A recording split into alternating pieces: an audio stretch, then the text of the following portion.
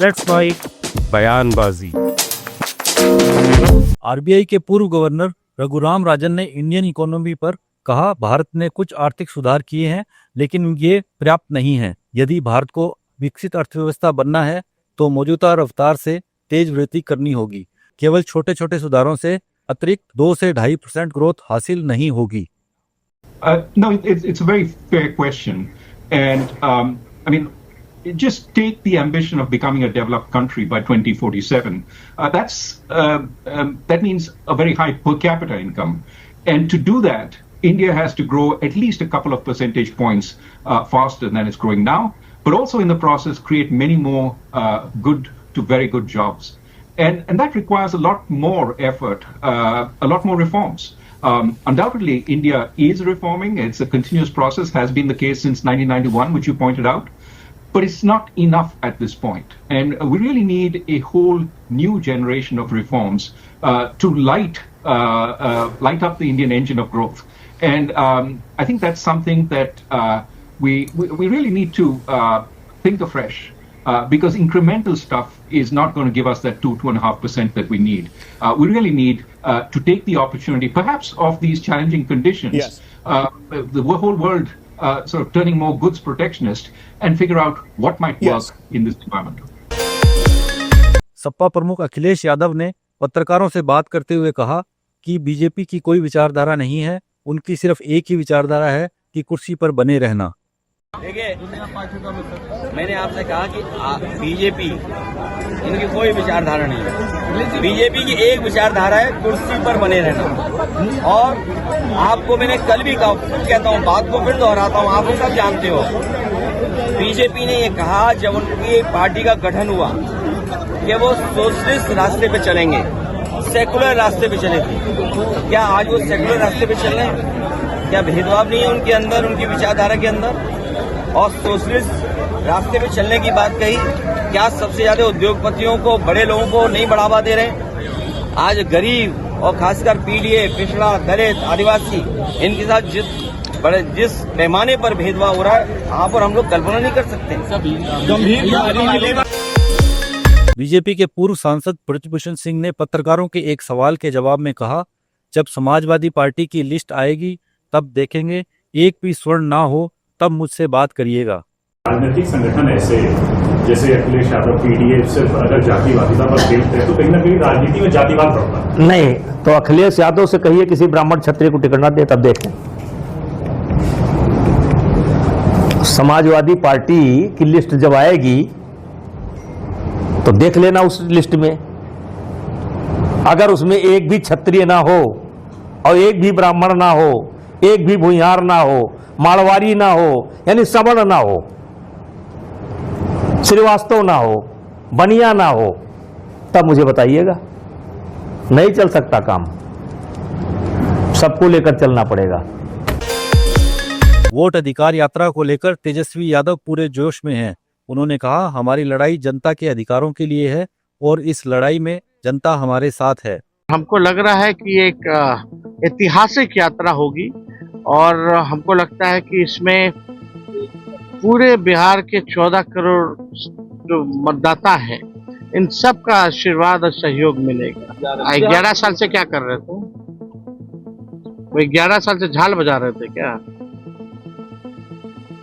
जब आया है चुनाव तो कुछ बोलिएगा। सासाराम से हम लोग जो है वोटर अधिकार यात्रा जो है उसकी शुरुआत कर रहे हैं।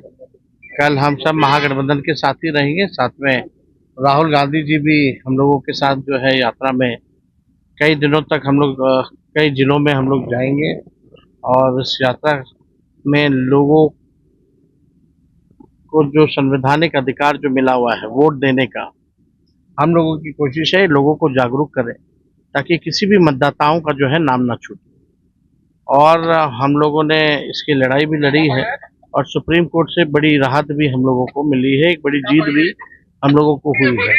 चाहे 65 लाख जो मतदाताओं का जो नाम काटा गया है, जिसको मृत्यु या रिपीटेड या अनट्रेसेबल बना दिया गया है, अब बाकायदा जो है सार्वजनिक करना पड़ेगा उन लोगों को, वो नाम को कारण के हिसाब से।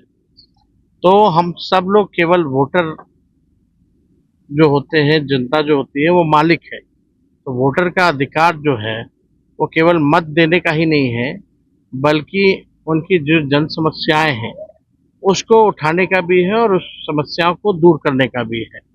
तो साथ ही साथ कल राहुल गांधी जी और हम सब लोग वोटर अधिकार यात्रा में जनता के बीच जाएंगे, वोटरों के बीच जाएंगे, उनको जागरूक करेंगे कि वोट की रक्षा हम लोगों को करनी है। साथ ही साथ जो बेरोजगारी, महंगाई, पलायन, लॉ एंड ऑर्डर जैसे मुद्दे हैं या स्थानीय मुद्दे होंगे, उन मुद्दों को भी हम लोग बखूबी उठाने का काम करेंगे। और जो हम लोगों का जो विजन होगा कि सरकार अगर हमारी बनती है तो हम क्या क्या काम करेंगे, इन बातों को भी जो है जनता के बीच हम लोग रखने का काम करेंगे। और हमको लग रहा है कि एक ऐतिहासिक यात्रा होगी और हमको लगता है कि इसमें पूरे बिहार के 14 करोड़ जो मतदाता हैं, इन सब का आशीर्वाद और सहयोग मिलेगा। ये केवल साथ ही नहीं देंगे बल्कि साथ हम लोगों के चलने का भी काम करेंगे। अमेरिकी वित्त मंत्री स्कॉट बेसेंट ने कहा, भारत पर टैरिफ लगाने से पुतिन नहीं रुकेंगे।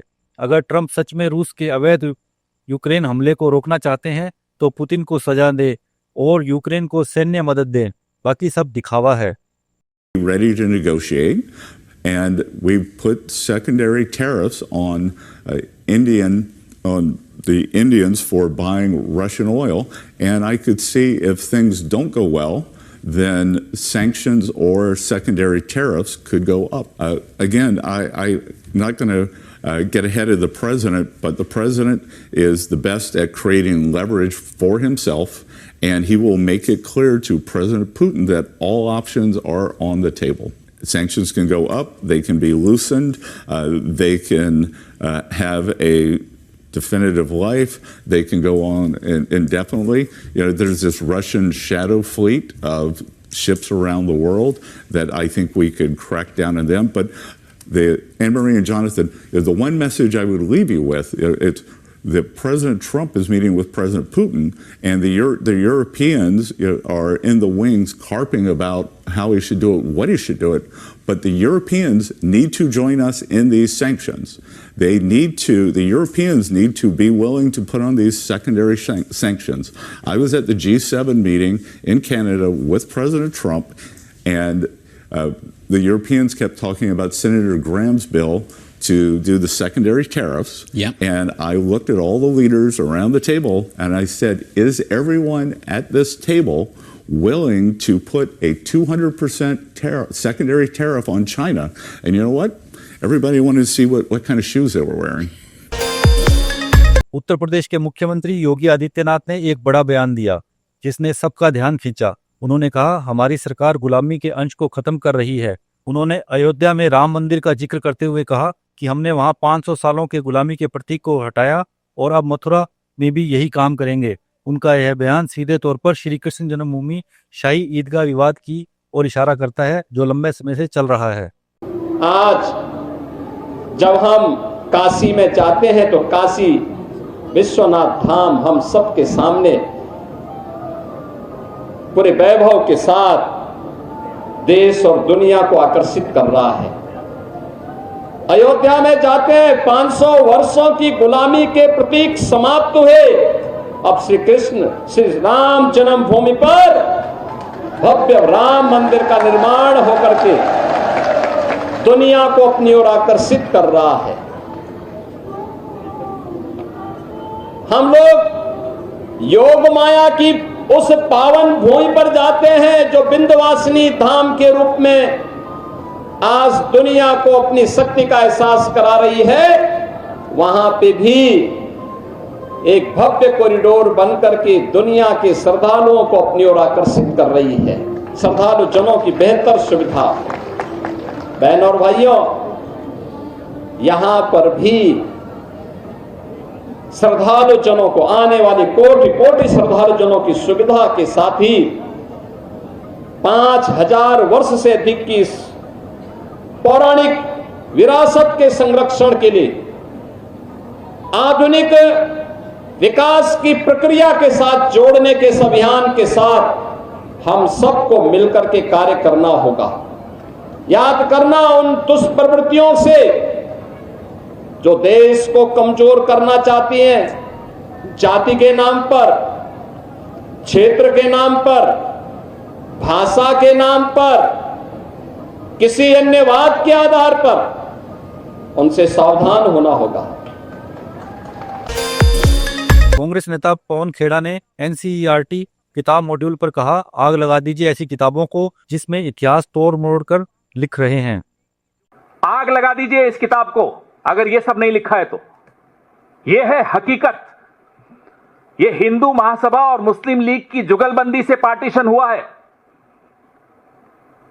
इतिहास के अगर सबसे बड़े विलेन कोई हैं तो राष्ट्रीय स्वयंसेवक संघ है। पीढ़ियां उनको माफ नहीं करेंगी जो उनका योगदान रहा है। मुखबिरी करते हुए उन्होंने अपने 25 साल उस वक्त के गुजारे और उस मुखबिरी में जुगलबंदी और की। मुस्लिम लीग के साथ, जिन्ना के साथ गए थे अडवाणी जी जिन्ना की मजार पर सजदा करने, शुक्रिया अदा करने। इसलिए जिस तरह से संस्थाओं में ये हस्तक्षेप करके इतिहास को तोड़ मरोड़ रहे हैं, हम कोई चुप बैठने वाले हैं? क्या ये इतिहास के पन्ने हटा सकते हैं? ये वाले 1938 वाले, 1940 वाले, 1942 वाले। सपा सांसद रामजी लाल सुमन आगरा में ही नहीं, अब वो पूरे ब्रज क्षेत्र में काफी सक्रिय नजर आ रहे हैं। छात्रों के आमरण अनशन के मामले में छात्रों की पैरवी करते हुए उन्होंने विश्वविद्यालय प्रशासन से छात्रों की समस्याओं के समाधान की मांग की। अलीगढ़ मुस्लिम यूनिवर्सिटी में एक लंबे समय से यहाँ के छात्र अपनी मांगों को लेकर के धरने पर थे और पता चला है कि कुछ छात्रों ने आमरण अनशन शुरू कर दिया है। मामला बहुत गंभीर है। यहाँ छात्रों की फीस वृद्धि हुई, कई वर्षों से शासन के चुनाव में हुए हैं, कुछ लोगों के खिलाफ मुकदमा भी लिखे गए हैं और कुछ लोगों का परीक्षा परिणाम भी अभी तक घोषित नहीं हुआ है। मैं सबसे पहले सर सैयद अहमद साहब की स्मृति को प्रणाम करता हूँ, सलाम करता हूँ कि मुस्लिम यूनिवर्सिटी की शोहरत न सिर्फ हिंदुस्तान की 4 दीवारियों तक कैद है, पूरी दुनिया में इस यूनिवर्सिटी का नाम बहुत इज्जत के साथ लिया जाता है और इस यूनिवर्सिटी ने दुनिया के तमाम बड़े इंसानों को दिया है, पैदा किया है। जहाँ तक समस्याओं का सवाल है, मैं बहुत अदब के साथ कहना चाहूँगा यूनिवर्सिटी प्रशासन से, दुनिया की कोई समस्या ऐसी नहीं है जो बातचीत के जरिए हल न हो सके, बशर्ते हमारी नीयत ठीक हो। आप जानते हैं राजाओं में पहले जंग हो जाती थी और जंग के बाद सुलह हो जाया करती थी। इन बच्चों के साथ अच्छा सलूक होना चाहिए और मैं समझता हूँ बहुत ही चिंता का विषय है कि इतने दिनों तक लड़कों के संघर्ष करने के बावजूद भी कोई भी सक्षम अधिकारी ने अभी तक इससे बात नहीं की है। हम समाजवादी पार्टी की ओर से छात्रों के इस संघर्ष को समर्थन देने के लिए आए हैं और हम उम्मीद करते हैं कि विश्वविद्यालय प्रशासन इससे बहुत शीघ्र बात करके समस्या का हल निकालेगा। आप सुन रहे थे let's mike more than radio. Follow कीजिए हमें हमारे सोशल मीडिया प्लेटफॉर्म्स पर। It's time for news. It's time for More Than Radio. Presenting the first radio news app, Let's Mic. Let's Mic, a news-based app on your phone where you get to watch and listen news, talk shows, interviews, radio show podcasts. On Let's Mic, you get all relevant information of TV, print, radio, podcast, and digital. Let's Mic talks about every segment of life.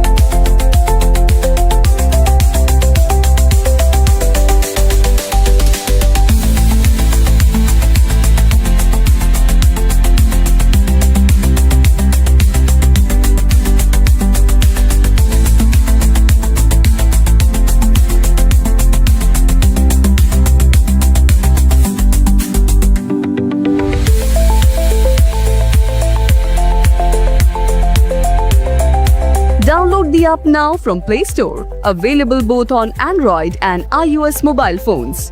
Follow us on YouTube, Instagram, Twitter, LinkedIn, Facebook, Telegram, WhatsApp, Snapchat. Let's talk, let's connect, and let's mic.